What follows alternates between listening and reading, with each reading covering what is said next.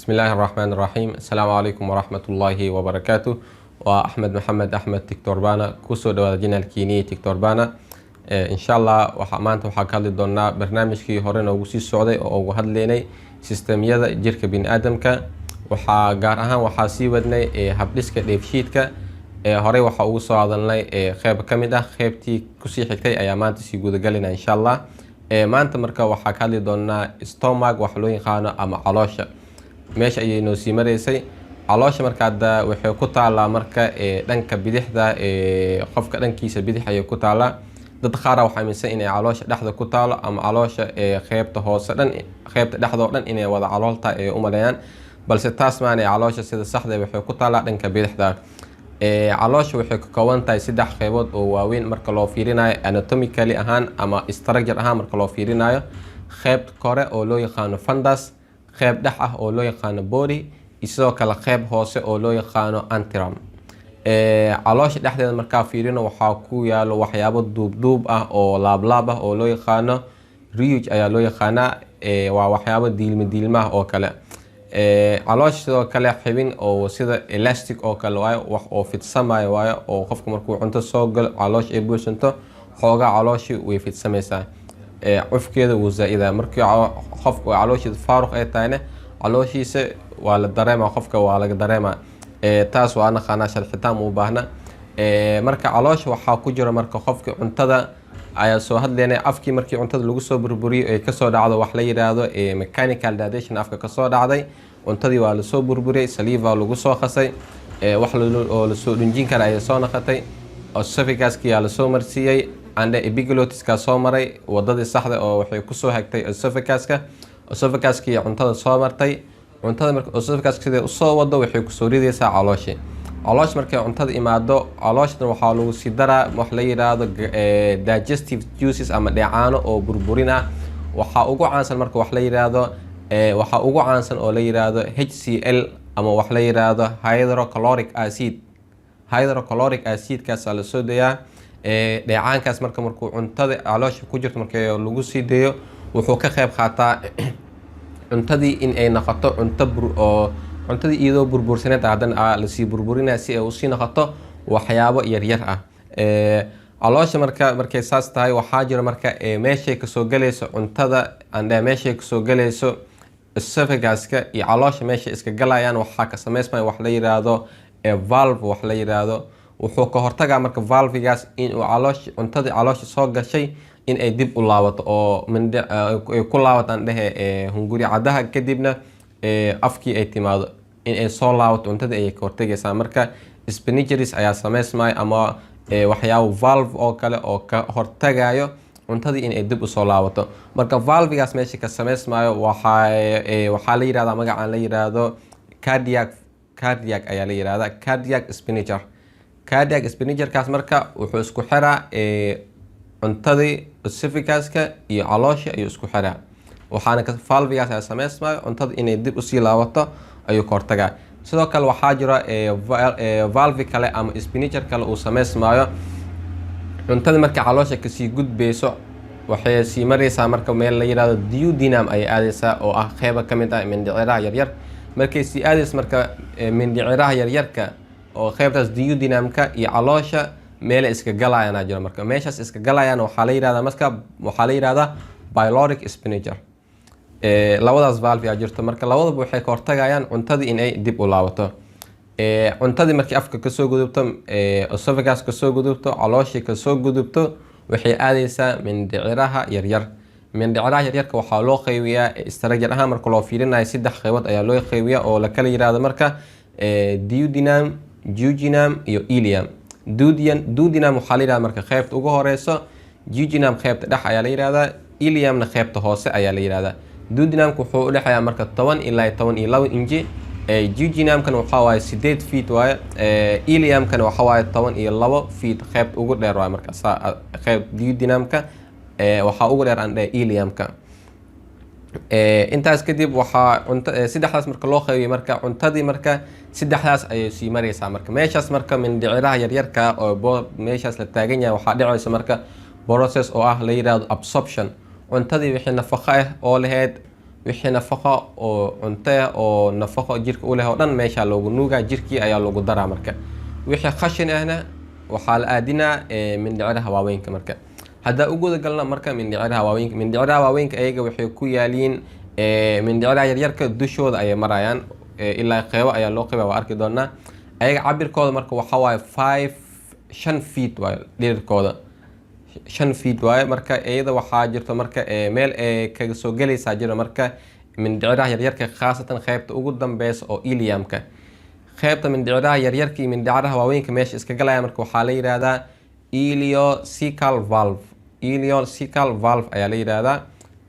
meeshaas marka markay iskaga xirmaan waxaa bilaabmaysa marka mindhiciraha waaweynka. mindhiciraha waaweynka waxay soconaysaa marka ilaa iyo meesha saxarada ka soo bixayso. mindhiciraha waaweynka intaas la isku yiraahdaa. shaqada ugu weyn ee mindhiciraha waaweynka qabato waxay tahay in ay sameyso absorption of water. cuntadii oo wixii wasakhaysan oo jirka la soo saaray oo mindhiciraha waaweynka la geeyay ayay wax ka sameynaysaa marka wixii oo biyo soo raacay ayay ka reebaysaa. marka waa la sii nuugaya wixii biyaha jirka lagu sii daraya. wixii qashin sii naqday oo jirka aananba u baahnayn meesha lagu sii haynaya. marka meesha waxa ugu weyn ee ka dhacaysa marka waxay tahay biyihii ayaa laga nuugaya cuntadii wasakhaysneed ee meeshaas soo raacday.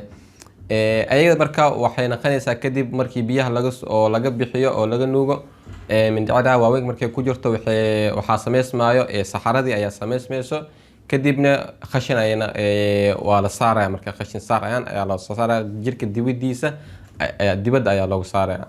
mindhiciraha sidaas sawirkan ugu jeediinba waxaa loo qeybiyaa ilaa qeybo badan.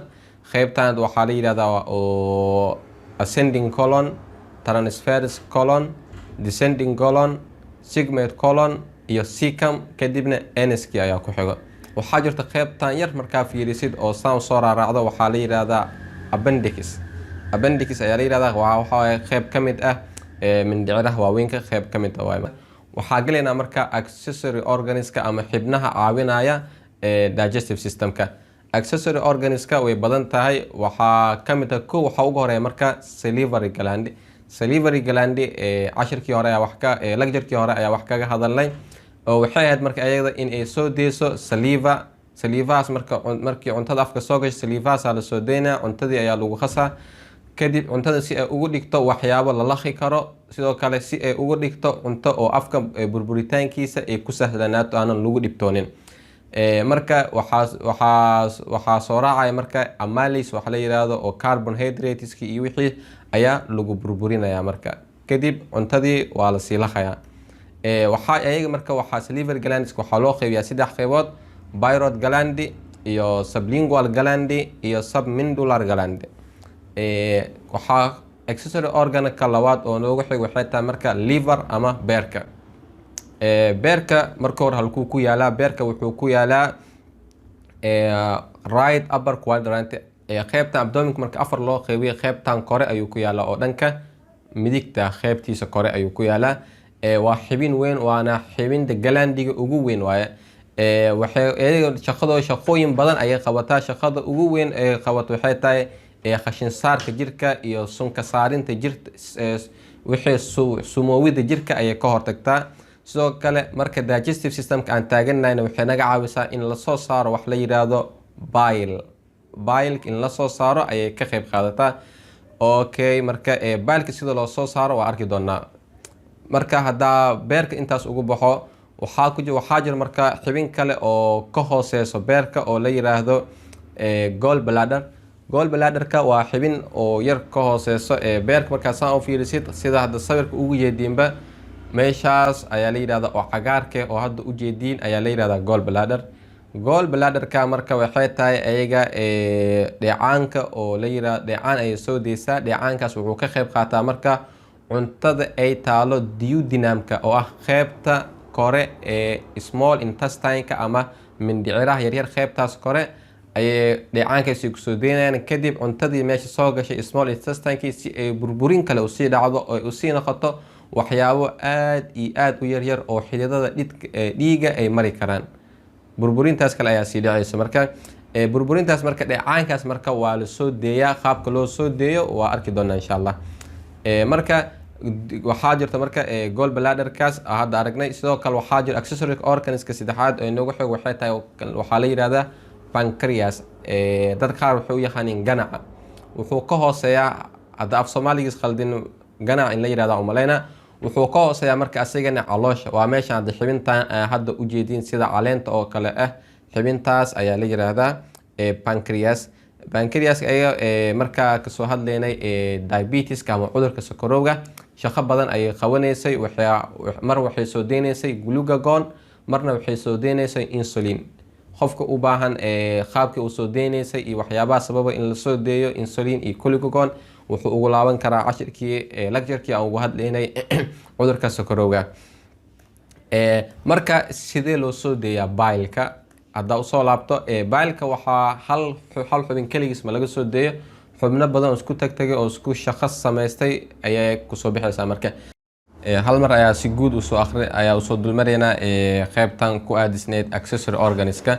accessory organiska marka laga reebo marka organkan la yiraahdo salivary gland, inta kale beerka iyo gall bladderka iyo pancreaska intaas way isku wada shaqeeyaan oo waxay soo saaraan dheecaan. dheecaankaas marka waxay kusoo dhibciyaan meeshan la yiraahdo duodenumka, khaasatan meeshan la yiraahdo duodenumka oo ah qaybta ka tirsan mindhiciraha yaryarka. marka dheecaankaas sida uu usoo sameysmo waxay tahay beerka waxaa kasoo bixayso laba qayb ayuu ka kooban yahay beerka, qayb midig iyo qayb bidix ah. labadaas qayb waxaa ka kala soo bixaysa laba tubo sida sawirkan ugu jeediinba. labadaas tubo waxaa la kala yiraahdaa marka right hepatic duct iyo left hepatic duct. labadaas tubo marka way isku soo darsamayaan hal tubo ayay noqonayaan oo waxay qaadanayaan magacan la yiraahdo hepatic duct. hepatic duct markay noqdaan kadib waxay aadayaan meeshan la yiraahdo gall bladderka. gall bladderka asina wuxuu kusoo daraa tubo kale oo la yiraahdo cystic duct. cystic duct markuu kusoo daro waxay qaadanaysaa marka magac kale oo loo yaqaano common bile duct. common bile duct marka iyadoo sidaas marka tubo kale ayaa waxa ka iimaanayso pancreaska. sida pancreaska xubinkan ay la yiraahdo ujeedaan. pancreaskaas marka tubadaas markuu kusoo daro waxaa la yiraahdaa tubadaas pancreatic duct. kadib intaasoo tubo markay isku soo darsamaan dheecaankooda waxooda soo baxo meesha waxaa ka imaanayo bile. bilekaas marka meeshii ayaa lagu dhibcinaa cuntadii duodenumka ku jirtay oo mindhiciraha qaybta ugu sareysa ah. qaybtaas marka cuntadii meesha kusii jirtay ayaa si fiican ay usii burburaysaa ilaa ay ka noqoto waxyaabo yaryar ah oo qofka jirka biniaadamka aan dhehe mindhiciraha maana xididaha ay mari karaan. xididaha wax ay mari karaan marka ay noqdaan kadib ayay ka dhigaysaa marka wax ay mari karaan cafwan wax ay mari karaan mindhiciraha. marka duodenumki ayaa lagu soo dhibcinaa cuntada. duodenumka marka lagu soo dhibciyo bilekaas duodenumka cuntadii ku jirtay wuxuu ka dhigaa waxyaabo aad iyo aad u yaryar oo mari karaan xididada dhiiga. marka intaas ayaa kusoo gabagabeynaa. hada wabillahi tawfiiq, wassalaamu calaykum waraxmatullaahi wabarakaatuh.